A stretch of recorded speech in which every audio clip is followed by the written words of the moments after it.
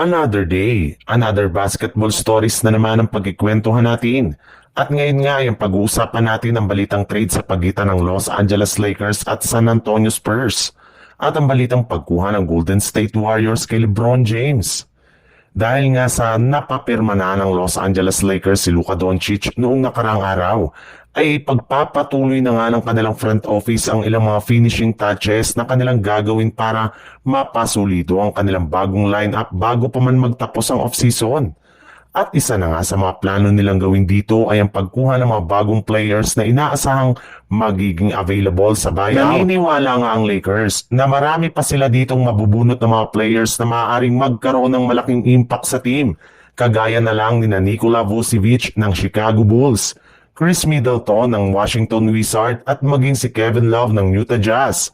Bukod nga sa buyout market ay maaari rin naman nga silang gumawa ng trade na magpapalakas pang lalo sa kanilang lineup. Katulad ng kalalabas pa lang na trade ni Austin Reeves papunta sa San Antonio Spurs.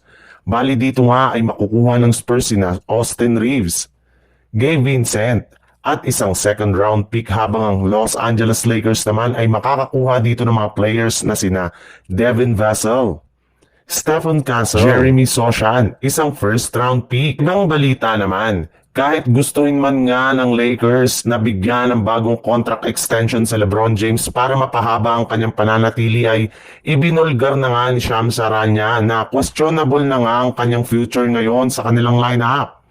Meron na nga lang naman nga itong 1 taon sa kanyang kasalukuyang kontrata at magiging isa na nga siyang ganap na unrestricted free agent next summer. Bukod rin dyan, sa kabila nga ng kanyang edad ngayon na 41 years old, ay may mga kakumpetensya pa rin nga sa kanya na ang Los Angeles Lakers sa pagkuha dito.